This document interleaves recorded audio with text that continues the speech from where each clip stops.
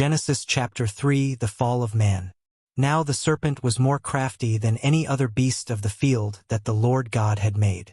He said to the woman, "Did God actually say, 'You shall not eat of any tree in the garden?'" And the woman said to the serpent, "We may eat of the fruit of the trees in the garden, but God said, 'You shall not eat of the fruit of the tree that is in the midst of the garden, neither shall you touch it, lest you die.' But the serpent said to the woman, 'You will not surely die. For God knows that when you eat of it your eyes will be opened, and you will be like God, knowing good and evil.' So when the woman saw that the tree was good for food, and that it was a delight to the eyes, and that the tree was to be desired to make one wise, she took of its fruit and ate, and she also gave some to her husband who was with her, and he ate. Then the eyes of both were opened, and they knew that they were naked.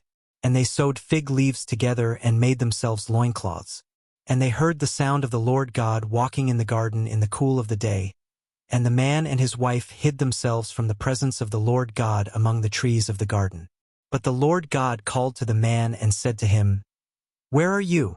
And he said, "I heard the sound of you in the garden, and I was afraid, because I was naked, and I hid myself." He said, "Who told you that you were naked? Have you eaten of the tree of which I commanded you not to eat?" The man said, "The woman whom you gave to be with me, she gave me fruit of the tree, and I ate." Then the Lord God said to the woman, "What is this that you have done?" The woman said, "The serpent deceived me, and I ate." The Lord God said to the serpent, "Because you have done this, cursed are you above all livestock and above all beasts of the field. On your belly you shall go, and dust you shall eat all the days of your life.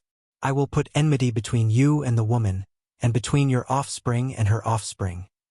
He shall bruise your head, and you shall bruise his heel." To the woman he said, "I will surely multiply your pain in childbearing. In pain you shall bring forth children. Your desire shall be contrary to your husband, but he shall rule over you."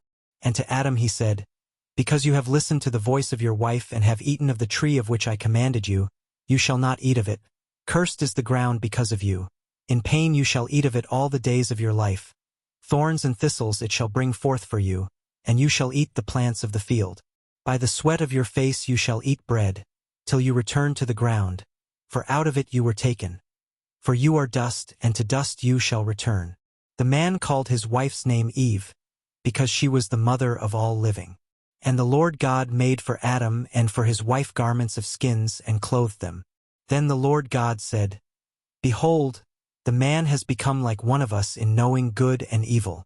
Now, lest he reach out his hand and take also of the tree of life and eat, and live forever." Therefore the Lord God sent him out from the Garden of Eden to work the ground from which he was taken. He drove out the man, and at the east of the Garden of Eden, he placed the cherubim and a flaming sword that turned every way to guard the way to the tree of life.